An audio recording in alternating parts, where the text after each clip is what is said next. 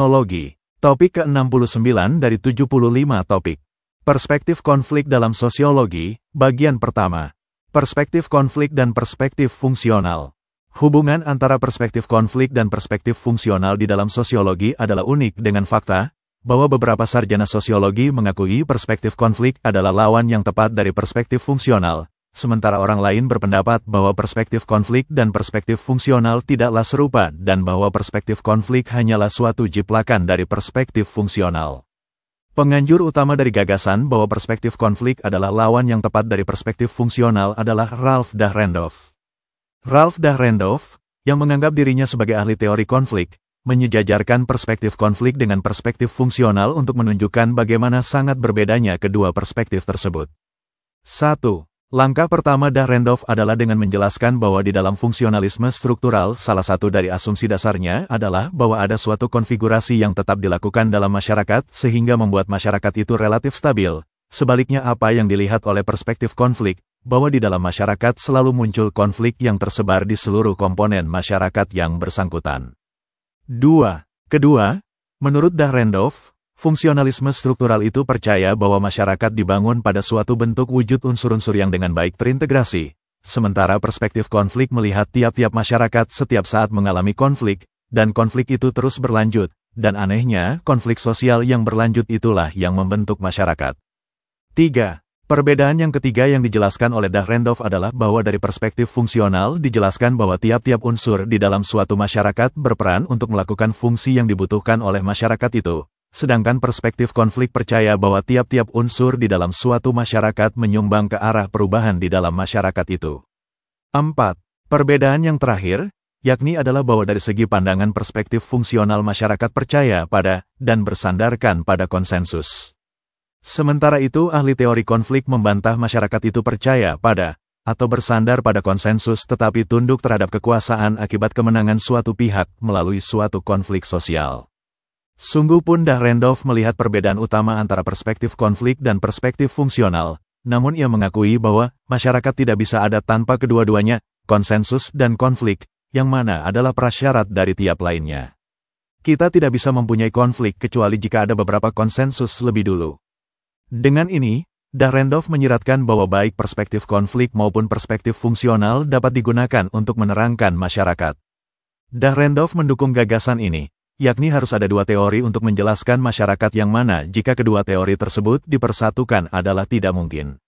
Salah satu ahli teori yang mencoba untuk menunjukkan bagaimana fungsionalisme struktural dan teori konflik bisa dikombinasikan adalah Louis Coser. Coser berpendapat bahwa di bawah kondisi-kondisi tertentu, konflik dapat fungsional bagi suatu masyarakat. Untuk menggambarkan kondisi-kondisi tertentu, Coser mengatakan bahwa konflik di dalam kelompok kecil dapat dianggap sangat jelek, tetapi di dalam masyarakat secara keseluruhan konflik dapat mempromosikan stabilitas dan keseimbangan. Teori konflik didasarkan pada gagasan di mana perkelahian untuk kekuasaan dan otoritas adalah basis untuk masyarakat. Louis Coser juga menunjukkan bahwa suatu individu atau kelompok dapat memihak pada dua isu berbeda dengan dua kelompok lain, yang adalah tidak sesuai satu sama lain pada suatu isu yang tidak berhubungan dengan kelompok yang pertama atau individu. Dengan cara ini tidak ada kelompok atau orang dikeluarkan dari masyarakat disebabkan karena orang atau beberapa kelompok tersebut tidak sesuai dengan suatu isu yang diminati atau menjadi orientasi orang atau kelompok lain. Louis Coser menambahkan dan berargumentasi bahwa konflik dapat fungsional untuk suatu masyarakat sebab konflik itu sendiri mengizinkan individu dan kelompok di dalam suatu masyarakat untuk membuat marah dan mempromosikan perubahan positif tanpa menghancurkan dan menaklukkan masyarakat tersebut. Bagaimanapun, teori fungsionalisme konflik dari Louis Coser juga datang dengan kekurangannya, ketika hanya meliputi hal positif konflik pada suatu skala yang luas dan tidak memberikan penjelasan yang efektif pada saat menonjolkan aspek negatif dari konflik di dalam kelompok lebih kecil. 3 versi teori konflik berbeda. Sosiologi Marx, paham historis materialisme dengan basis dasar, proposisi-proposisi. A. Unit dasar analisa sosial adalah orang di dalam hubungan sosial. Hubungan sosial adalah nyata, tetapi mereka harus tidak dipandang sebagai hal yang memiliki faktisiti. Kelas adalah bukan suatu benda, tetapi suatu hubungan atau suatu perangkat hubungan. Status adalah bukanlah suatu instrumen atau piranti atau benda, itu juga menghadirkan suatu jaringan hubungan sosial. Status perlu juga dipandang sebagai suatu gelanggang perjuangan, suatu tempat di mana perbedaan sosial mengadakan perlombaan dan oleh karena itu kebijakan sosial dirumuskan. Orang tinggal di formasi sosial, penempatan geografis dan di dalam hubungan sosial. B. Orang membuat hubungan sosial, tetapi suatu reservasi penting harus ditambahkan. Marxis menolak bentukan-bentukan idealis bahwa kenyataan sosial tak lain hanya intersubjektif. Sebagai gantinya, mereka membantah hubungan sosial itu adalah produk aktivitas manusia, tetapi manusia itu dibatasi geraknya. Sekali diciptakan, hubungan sosial menjadi suatu kenyataan terpisah dari aktivitas individu biasa. Orang membuat sejarah, menurut Marx, tetapi mereka tidak membuat sejarah tersebut di bawah kondisi-kondisi di mana mereka bisa membuat pilihan sendiri. Orang begitu dipandang sebagai suatu hal yang cuma-cuma, aktif dan kreatif, tetapi kebebasan dibatasi, kreativitas dibatasi. C. Tenaga kerja adalah sumber kekayaan. Kekayaan dari semua masyarakat dimulai dari tenaga kerja produktif. Para pekerja, sebagian mereka adalah para budak, karyawan, atau petani penyewa, adalah produsen kekayaan yang langsung.